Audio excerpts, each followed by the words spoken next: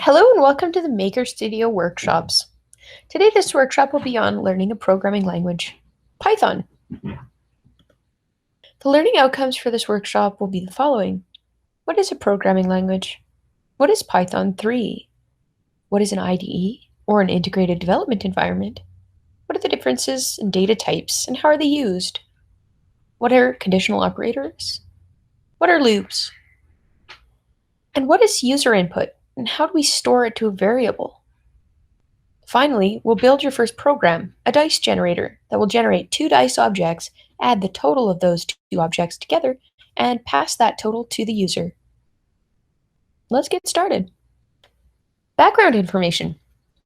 Programming is everywhere. These days, from the cell phone in your pocket to the timer that you have on your microwave that tells you that your food is ready, there are systems that utilize programming in all facets of modern life.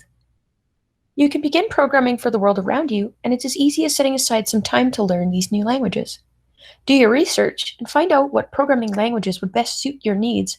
But in this workshop, we're going to use Python 3 and create a dice generator that is able to randomize dice rolls. I do suggest a book, The Python Crash Course, a hands-on project-based introduction to programming by Eric Mathers. This book is available in the MRU library. You can sign it out if you're student, faculty, or staff of the MRU library. In addition, you can also access the image source, and this is an Amazon link. You can buy the book for yourself. What is a programming language? You can use an IDE. You can use an IDE or an integrated development environment. This is software that will allow you to write code and to compile that code into ones and zeros, or binary. Think of this like biology. On the cellular level, you will have binary code that is required to run a computer. In the simplest form, it is ones and zeros, and it is the simplest form that programming takes. Then there's the compiler, which assembles these cells, or ones and zeros, into organs, or functions, and those are bits of readable code that become usable to a human being. You can read the code and understand it easily with comments, and this way it's easy to write in a programming language. Imagine if you had to write in ones and zeros, it would be very difficult for you to remember all of the commands and functions that you'd want to create. Instead, this is where a programming language steps in. It takes the form of either a low-level or high-level programming language, and Python, for example, is a high-level programming language. It is very easy to use, it is easy to read the code, and it is easy to implement because it does not take the forms of ones and zeros, which are hard to remember. Let's take a look at this example here. This is an example of an input command. We can see that there's a variable being declared. The variable name is being declared as num1, and it is being assigned to a command. This command is going to ask the user for input, and it's only going to accept an integer, or an int data type. At this point, the user is going to read a prompt. This is a human-computer interaction where we're going to ask the user, what number are you thinking of? The user is now prompted to enter a number. Imagine if you had to do this with ones and zeros, it would be very difficult to remember down to the 26th or 34th number how many ones and zeros it would take in what order to create a command like this. Instead, Python has been developed so that you can program and have access to a computer and get it to do things for you as easily as writing code. Then you have the IDE where you write the code. These would be commands, functions, operations, logic, and they would fall in a structured system, much like the body of an organism. Imagine classes, we'll get to that later, or defining your own functions. You could create functionality that's usable inside of your program. It's only when the program is compiled that it is made into a usable application, script, or system that can perform tasks. In essence, a programming language was developed in order to be read by a human, compiled by an integrated development environment, and translated into binary so that a computer can run it. Let's talk about what Python is now. There are many different programming languages that are used in the world today for programming for computers, embedded systems, or the web. Python is the name of a programming language that is easy to read, easy to understand, and is a general-purpose programming language. Python 3 is the version of Python that we will be learning today. Python is a great language to learn because it has extensive modules available. What's a module? A module is a file or a library that is available to add additional sets of commands.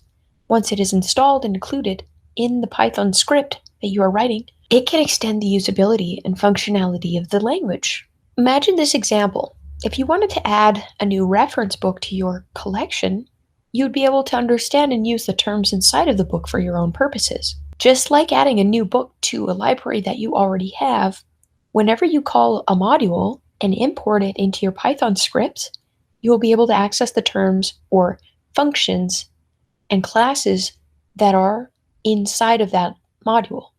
For this workshop, we will be using an online IDE that has limitations, but it will do just fine for understanding the basics of programming in Python. And because it's online, it's easy to access with a web browser from any computer.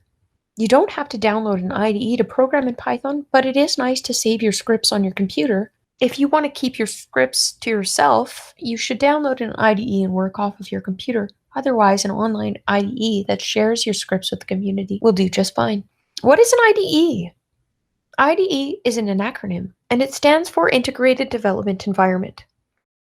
An IDE is a text editor that can find errors in your programming. The errors that it will be able to determine are based on things like syntax errors, name errors, and programming errors that occur when logic or code is used incorrectly. An example of an IDE is seen here. This is a paid version of PyCharm, an IDE for programming in Python, and it looks something like this. We can see here that the IDE is debugging this script, and on line 5, there is an error. This would be a syntax error because the variable name declaration cannot have a space between the name and the number 2. They must be joined. Elements of an IDE. Once again, IDE stands for Integrated Development Environment, and this is the text editor or software where you will write your source code. The text editor is seen in the center, and it is where you can see lines 1 through 11. This is where source code is written, and it is easily typed and viewed. You can edit if any errors are present, and it will show you the totality of your script. The console is on the right-hand side, and it is the black window with the white text. This will return results, and where the debugger will point out any errors. What's the debugger? First, let's talk about the compiler.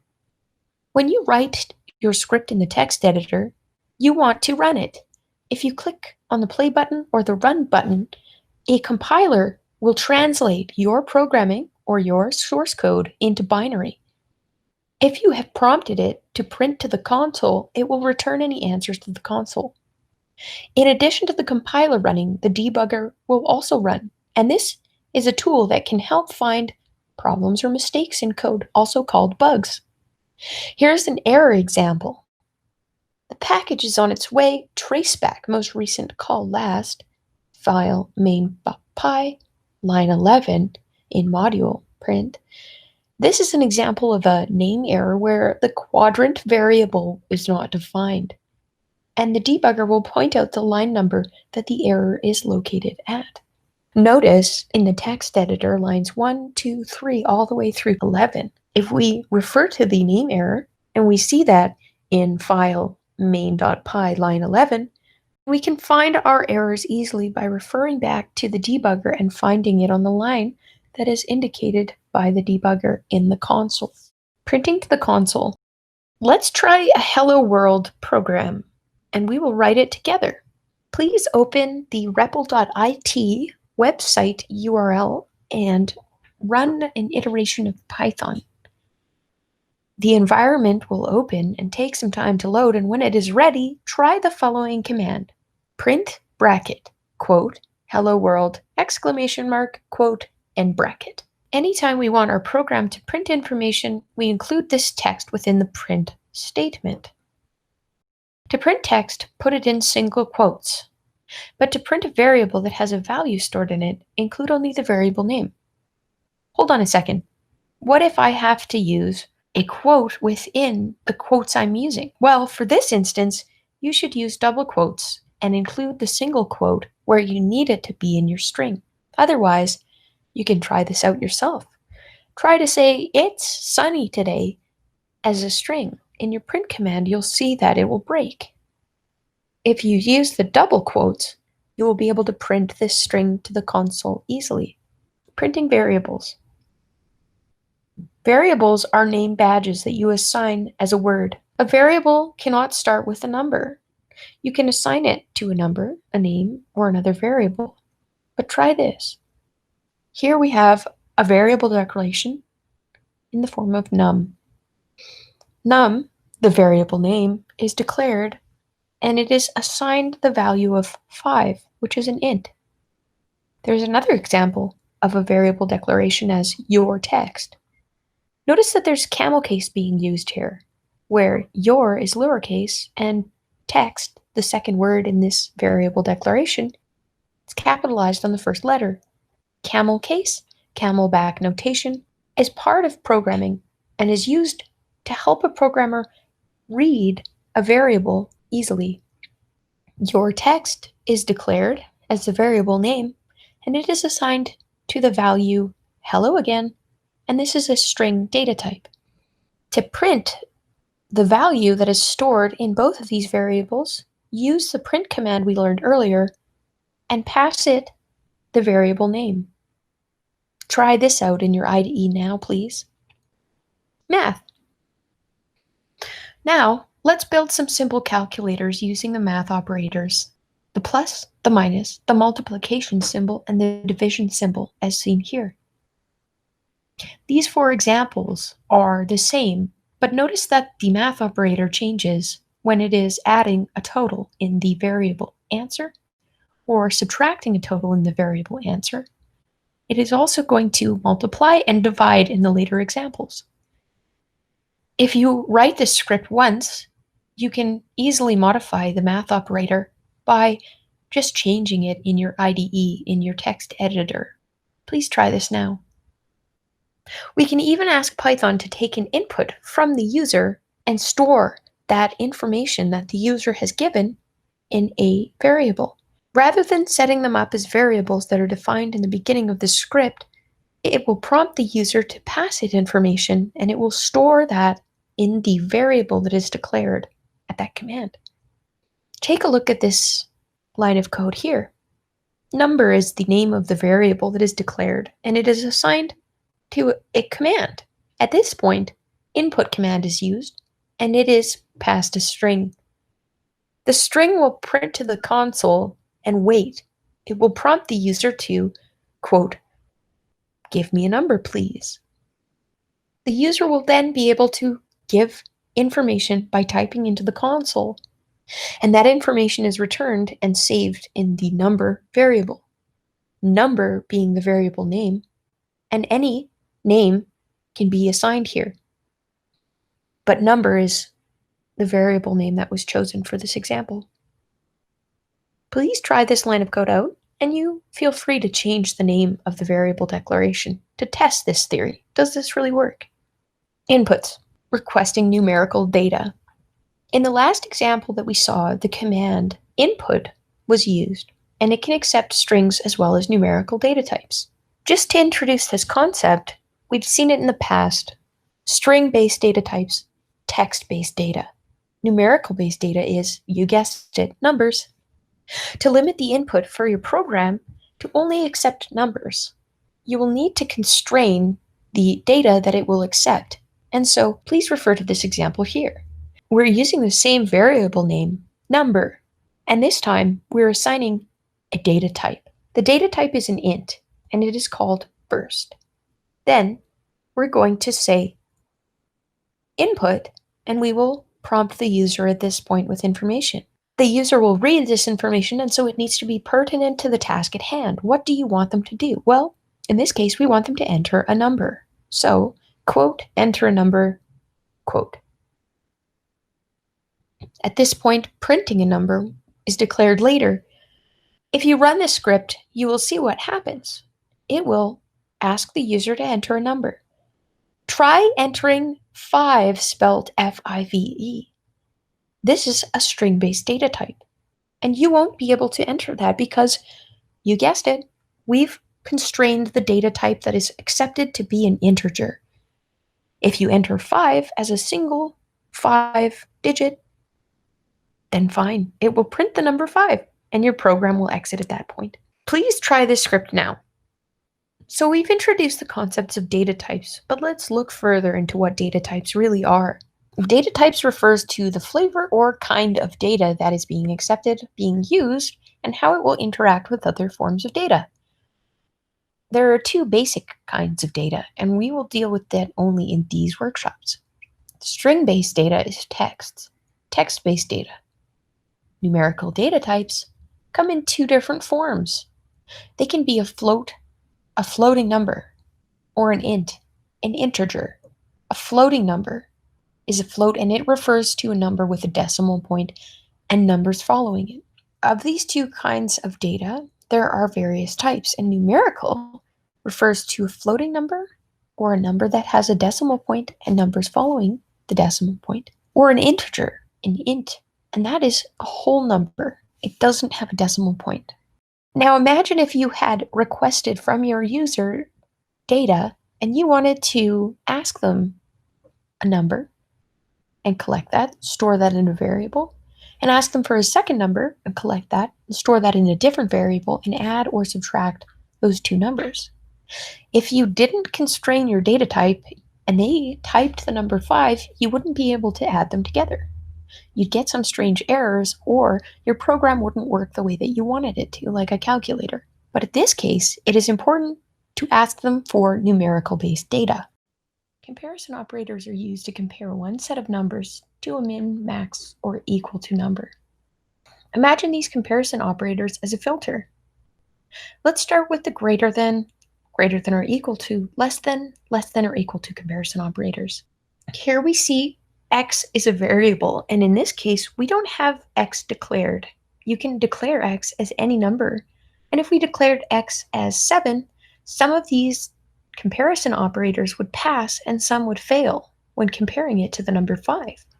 Anything greater than 5 would pass, as x would pass the greater than or greater than or equal to 5 if x was 7. If x was less than 5 or less than equal to, it would have to be 4 or a number under 5. We can start to understand how these work and how we can use them in our programming. We're going to talk about if-else statements at this point. You can use if-else statements to program simple logic into computers. It allows our program to check things and do one thing or the other. This if-else statement only has one if condition. It's comparing number to 5. The comparison operator being used is the greater than comparison operator. Let's start to pull this code apart. I'd like you to try this on your own in the IDE. Please type this code and test it out. Number is the variable name that is being declared in the beginning of the script. This is, in essence, a global variable, but it is also prompting the user for input. It is also being constrained to only accept ints or integers. Those are whole numbers. Once the user has entered a number and it is stored in the number variable name, it will be compared to an if statement. The logic for the if statement will compare number to 5. It's comparing to see if number is actually greater than 5. And if the user has picked a number that is greater than 5, it will print simply the number you picked is greater than 5. The else condition in an if-else statement will run if the if condition is not met. That means that any number that is less than 5 will print the number you picked is less than 5. But this is a very simple example of something that can get complex quick. Imagine if you had an if statement that compared number to be true to a certain set of numbers. If number is 100% true to be 1, 2, 3, 4, 5, 6, 7, etc., you could create a system that can say you've picked this number or that number.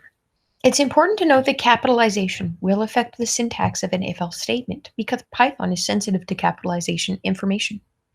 Remember when we were looking at camel case, or when you declare a variable name and it has 2 words in it that you capitalize the second word in the variable name declaration?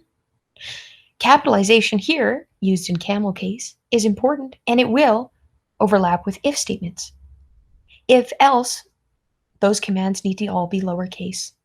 The question here is, will 5 trigger the if else statement or not? Why?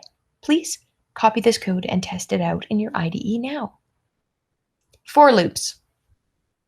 One of the most important structures in a program is a loop. And a loop refers to a snippet of code that tells the program to repeat certain lines until the condition for the loop is either exceeded, met, or exited. There are two types of loops, a for loop and a while loop. A for loop is a loop that has a set amount of repetitions. I have set up a few examples here on the right side for different types of for loops or different ways of implementing the for loop logic. The first example will iterate through a range, and it will iterate up to the number 10. Every time for x in range 10 occurs, it will print at what stage it is at the x. First, it starts at 0, the first array position, or 0, 1. Then it will iterate up to 9. This is because in programming, we count the 0 as a 1.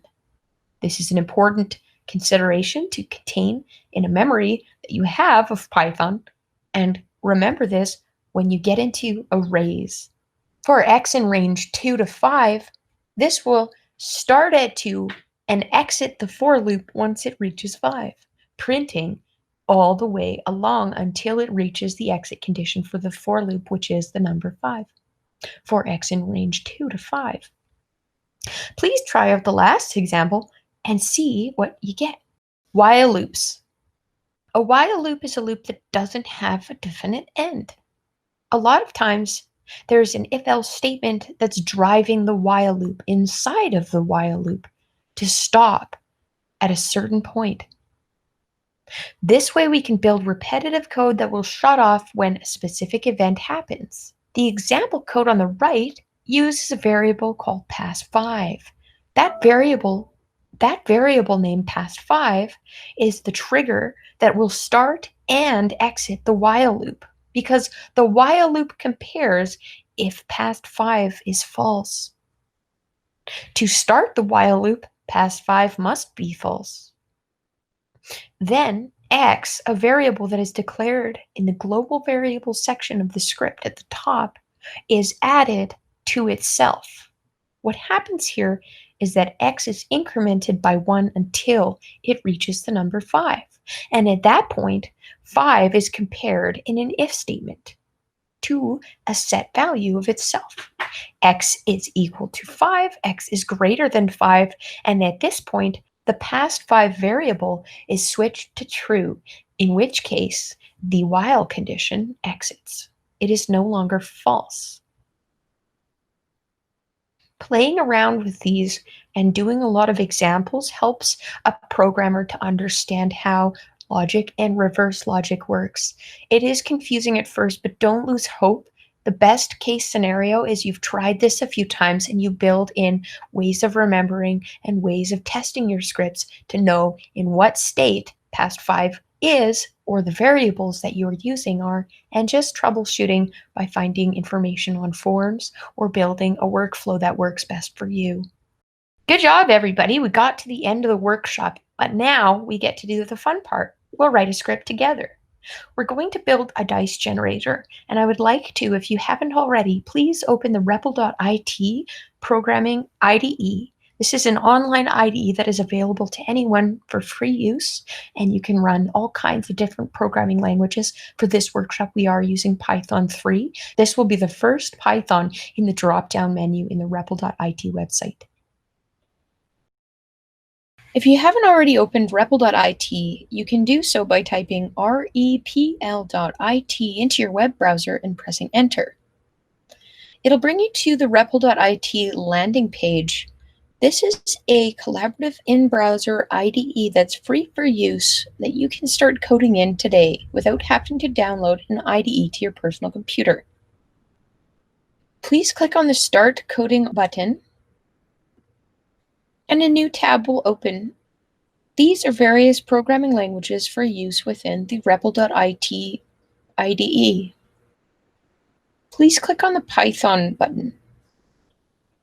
I'd like to also note that there is Python 2.7 available, but for this workshop we are not using Python 2.7, but the newest version of Python, Python 3.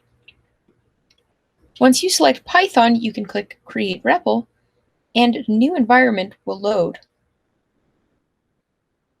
This is a view of the IDE. Let's try the Hello World sketch. First, call the print command by typing print. Next, you can use double quotes to contain a string, but this is technically not very good form. Let's try printing it again. Call the print command and this time use single quotes. The reason that this is a problem is that Python has style considerations. This won't break the script, but it's not a good idea to use because there's a reason for it. If you use a quote inside of a quote, with single quotes, it'll break the string. Try this out.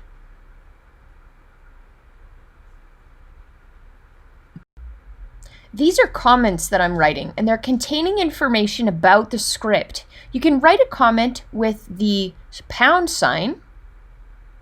Click on the Run button to execute or compile your code.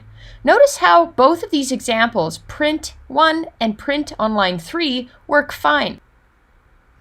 Here I'm writing a comment that's additional information, but this is an entire paragraph that I need to comment out.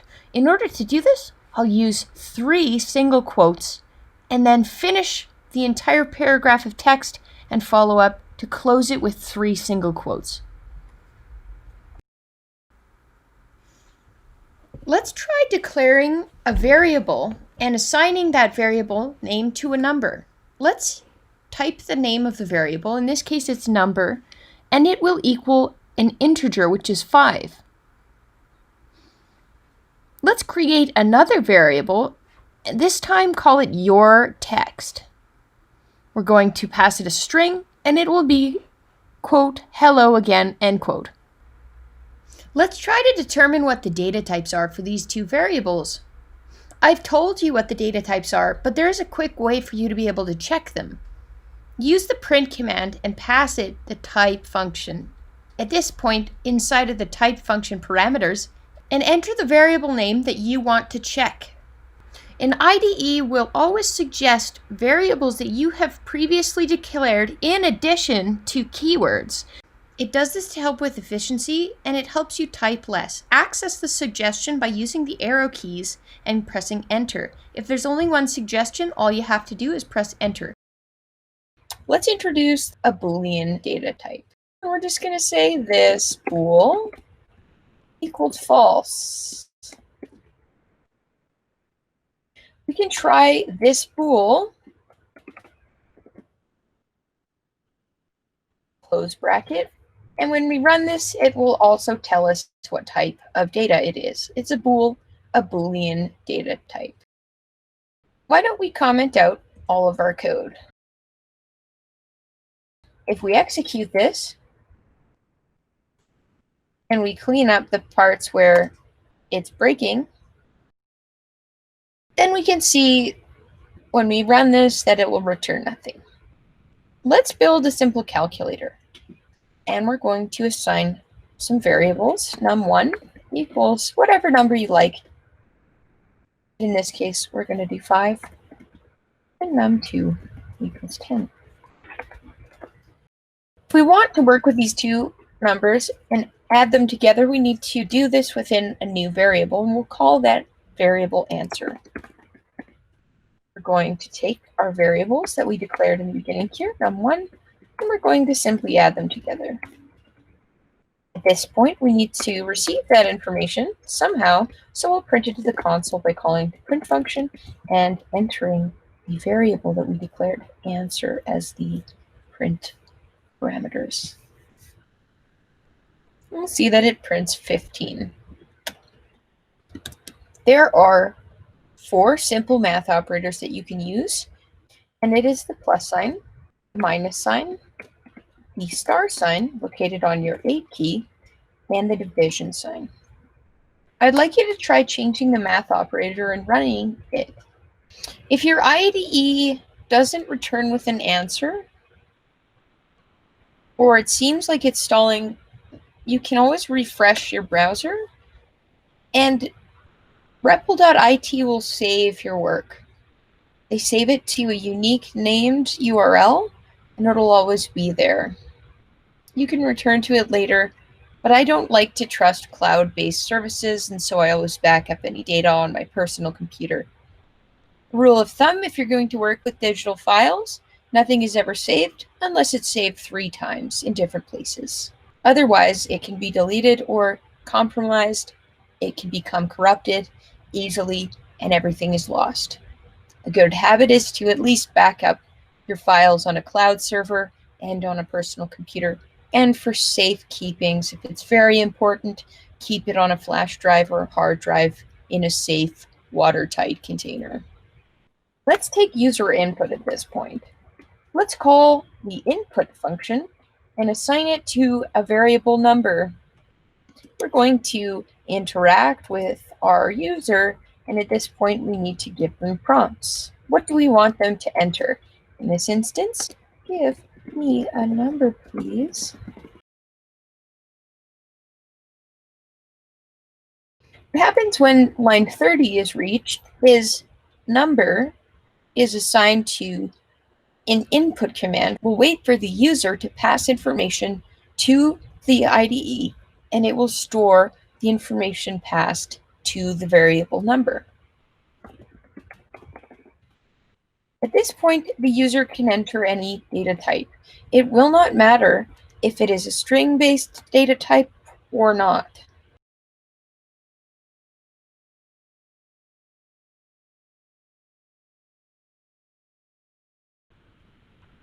Let's try this now. Here I'm going to enter 5, and on line 30 the print function returns the variable. Let's rerun our code and pass it a string, and at this point it returns a string. If we want to test our calculator, we can say where we will take the variable number and simply add 2 to the number. And at this point, if the user gives us a string, we cannot concatenate a string to an int. What this refers to is we can't add numbers to letters. At this point, there are a few options, but I recommend constraining the data type. In this case, we'll simply declare that the only acceptable input from our user is an int, and we'll add finally a bracket on the end. We have the data type and a command nested inside. When you run this and you try to pass it a string, it'll again return an error, but this time it is a value error, which is a good thing. We don't want a string. If we pass it 5, it will return with 5. But wait a second, we just created a calculator. Well, this is an interesting problem with programming where nothing is inherently broken, but we're not getting the answer that we want. Look at your variables here and you'll see that we didn't call the variable answer in our print declaration, and so it will only return whatever is stored in the number value. Please change that and press the run button. Now if we enter 5, we should see 7, and indeed we see 7. All right, moving on, let's try commenting this out again. Delete your last comment and add the 3 comments onto the end. Let's try the if-else statements with comparison operators. Let's declare a variable. We're going to constrain its data type to an integer, a whole number. We're going to call the input function and say enter a number. At this point, the user will enter a number. Now we will call the if statement, and this is the syntax. We'll call the if statement, start with a bracket, enter the variable, And we're going to use a comparison operator to compare it to a set value. That set value for this example will be 5. Get to the end here and close the bracket, add the colon, and as soon as you press enter, notice that there's an indentation that is created. Python in if statements uses indentation to tell what is inside of the if code block. Here we're going to print. We're simply going to declare the number picked is greater than 5.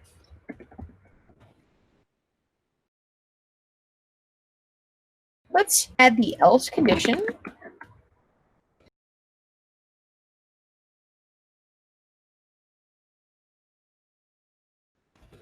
The number you picked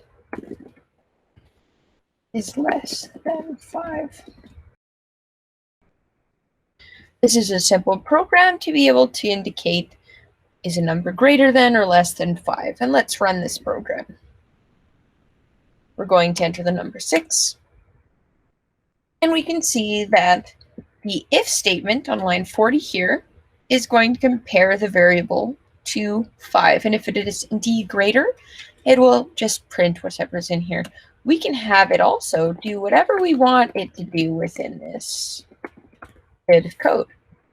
If we were to do this and to check the data type in there, it will do both. So this is the structure of if statements and why they become important for programmers. The logic is determined when it is compared, and you can get large bits of code to initialize or run when the if statement is triggered. And you can write as many lines of code inside of an if statement to run only when the if statement condition is triggered. Let's comment this out. I'd like you to try the first for loop, which is for x in range 10. For this example, I'd also like to import a module and import the module time. This is so we can do just a little animation in the console, and we'll need to be able to do a delay. I'll get to what that means in a moment. Please type print and send it a character of a period. Then at this point, we're going to call from the time module time to sleep command. We're going to set that to be 0, 1. What this will do is it will slow the IDE down. And for every loop, every time that the x value repeats, it will repeat from the top to the bottom of this code. This is a good example visually to understand linear flow from a program because it flows from the top of the program to the bottom. This is a loop, and it will loop 10 times because we've set that up as the condition for exiting the loop. The exit condition is assigned to the x variable. Once it reaches 10, once x equals 10, it will exit the loop. The for loop will always increment the x value. Oh, it doesn't like that. We're going to say 1. You can see that it's waiting for 1 second, and it draws a period every single time, up to 10. When you see the chevron, it has exited the program. Let's comment this out again. 1, 2, 3. It might be annoying that it's adding that second comma after you've typed, and this is just a convention in an IDE. It's like the spell checker when you make a new paragraph. It indents the line for you in Microsoft Word. Just use your arrow keys, tab forward, and delete the extra comma. Let's try the next one for x in range 2 to 5. Let's set up a print for a period, but in this case, we're not going to call the time module, and you'll see how we will not get the delay anymore. The for loop will simply draw to the console 3 dots. Now let's comment that out. We're going to go and we're going to try the final one for x in range 2 30.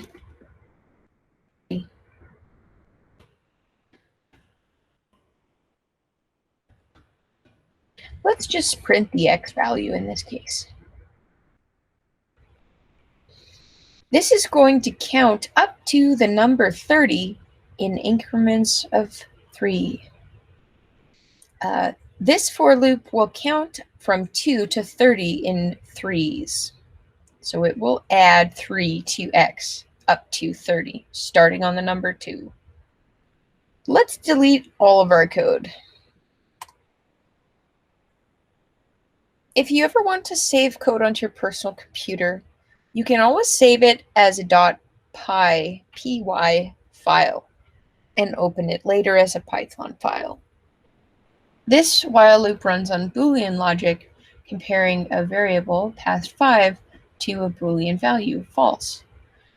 The past 5 variable has to be declared in the global variables section of the script at the very beginning. Another variable that needs to be declared in the global variables of this Python script is the x value. We're going to set this to 0. In order for the while loop to trigger at all, the variable past 5 must be compared to as false, and that is, of course, is false. So past 5 is false. It'll run the meat of the program, which is nested inside of the while loop, and we can see here that the IDE is indicating indentation with falling lines. 6 through 10, the lines of code here on lines 6 through 10 are all indented in the while loop, and there's further indentation in the if-else statements. The if statement is indented again. Again, in the else statement, indentation occurs. Python requires indentation in order to determine what is actually inside of a while condition and what is not, or what is actually inside of an if statement or not. This is an important part of syntax in Python. Getting back to the program, the while loop triggers, and it begins to enact all of the code inside of the while loop.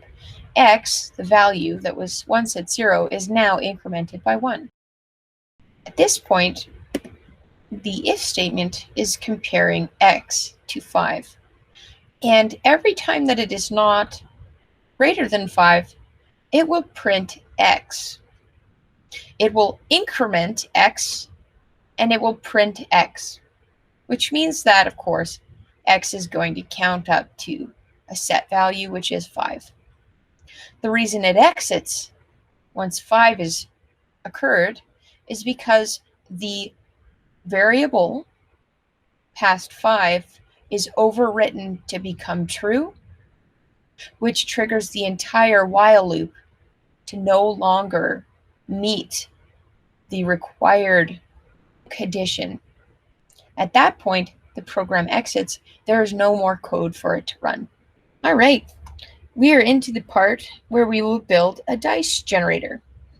I'd like to talk about the module random first for a second. Computers have the ability to create random numbers through random selection and various processes, but it's not one of the basic functions of the Python language itself, and thus it needs to be imported as a module. We call the import function, and it is called random, and that is all it takes to have access to the random module. We're going to have a while loop, of course, and it's going to roll dice. We can always call it roll dice or roll again. We're going to compare it to string. Here, the string is a return key. If the person or the user presses the return key, the while loop will trigger. We can also put yes, but that's harder for the user to use. You could put a Y here, but let's just press the return key for now. We've put quotes that are empty, single quotes that are empty. Add the colon and press return, and it will indent the first line for you. We're going to say to the user that we are rolling the dice. It's important to let the user know what's happening as the program runs, because software developers have been considering the user for many years as they've built applications and programs, and people are inherently programmed in their own way to interact with software in a certain structured manner. Now we're going to create a dice object, and it will be called roll1. We're going to assign the new variable roll1 to a command. This command is using the random library because it's going to randomize numbers for us, just like the physical dice that we use in games does. We're going to call the library we want to look for the command in, and that is called the random module. At this point, we're going to call the command we're looking for, which is rand int, randomize an integer. And it takes parameters. They are called endpoints in this instance. And we're going to say that the dice has one side up to 6 sides. There are 6 numbers on a dice. That's a 6-sided dice. Let's create a second dice object and use the same functions from the random module that we were using prior. Rand int. Set your min and max values to the amount of sides of the dice, 1 to 6. This will allow the rand int function in the random module to be able to randomize any number between 1 and 6. At this point, we're going to take the 2 dice and simply add whatever numbers they randomize together. We'll create a variable called total. We're simply just going to add roll1 to roll2. Now let's just print to the user the total. Your total is curly bracket, close curly bracket. We're going to use the .format function because it easily passes numerical values into strings wherever you've indicated the curly brackets. Pass it your variable total. I'd like you to just run the program and you'll see what happens. We have an error. We haven't declared the roll again variable in our global variables. So simply declare it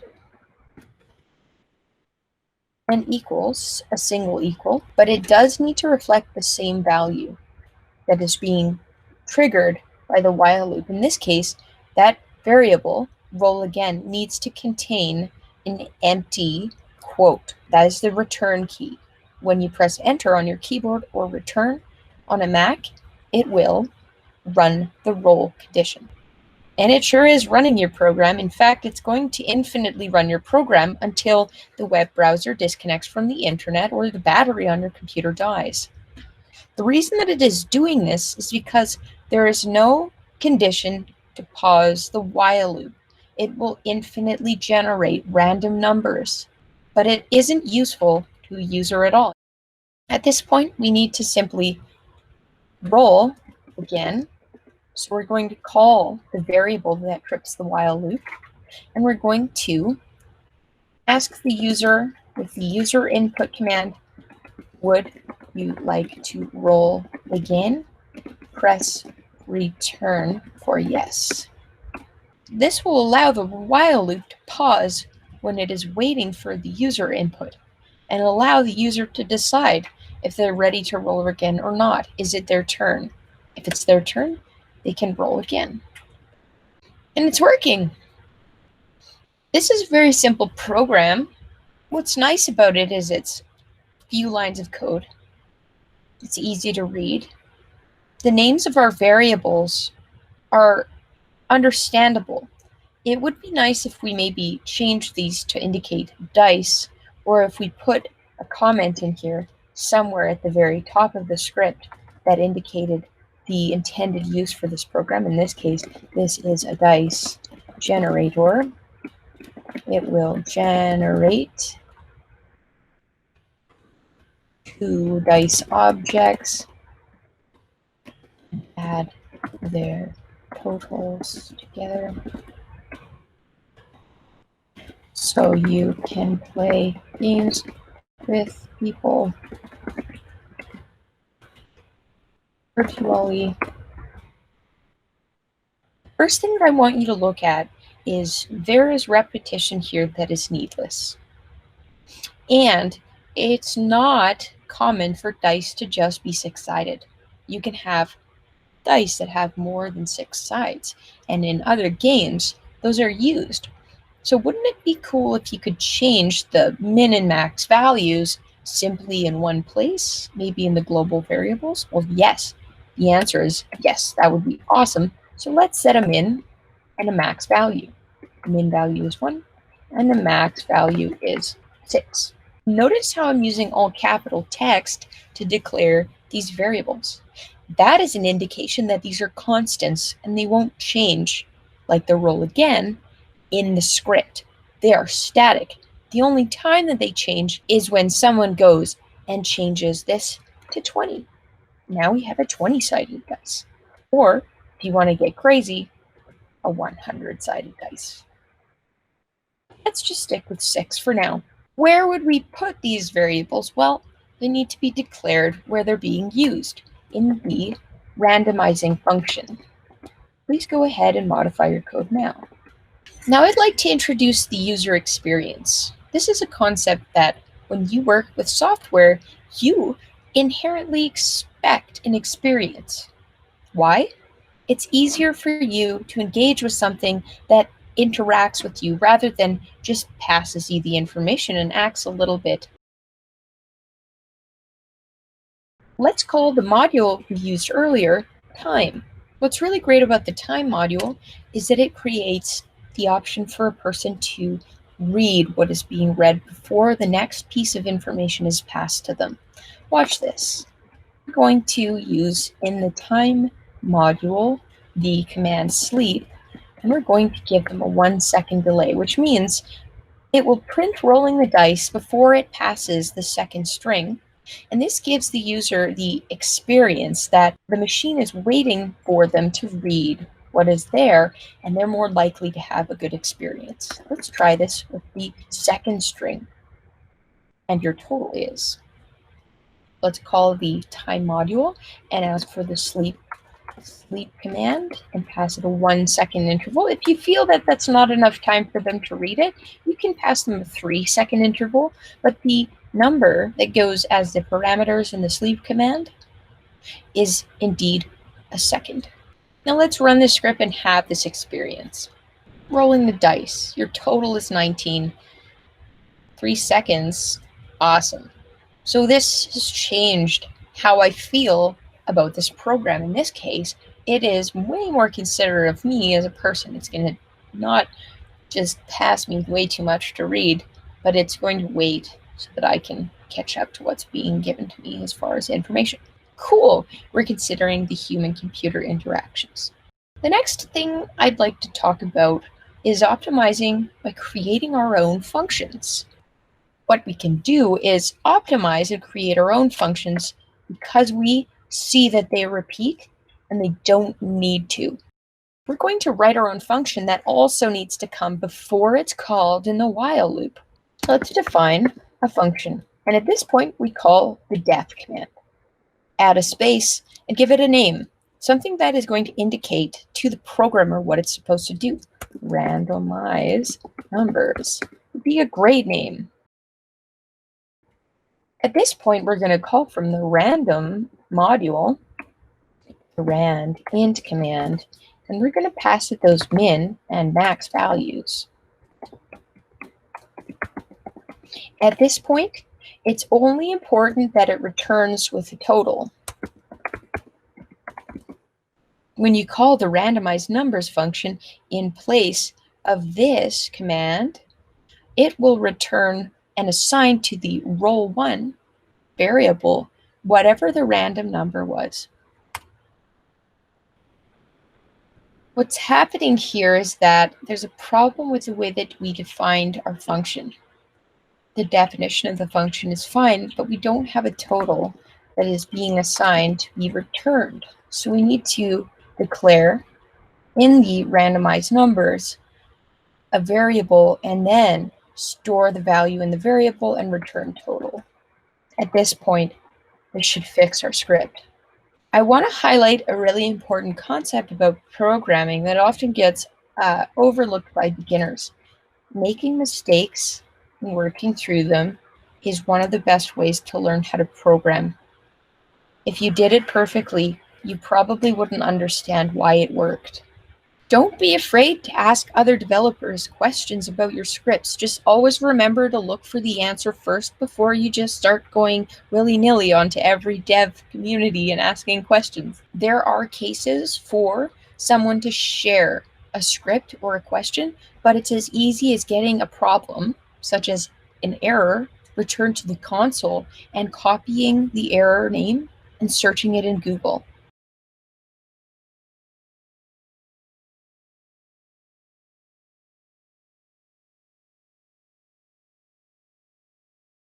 This website has an IDE that runs in addition to the website itself, where you can test as simply as going try it yourself. It is developed for more web-based applications of Python.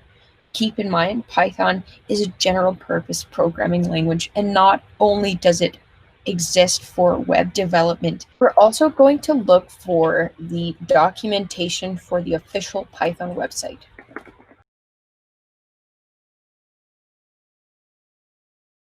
This will take us to docs.py.org, and this is the official Python documentation. And finally, I'd like to also highlight GitHub. As a programmer, there are tons of repositories of projects for you to try yourself while you're learning Python. I hope you enjoyed the workshop that we conducted today.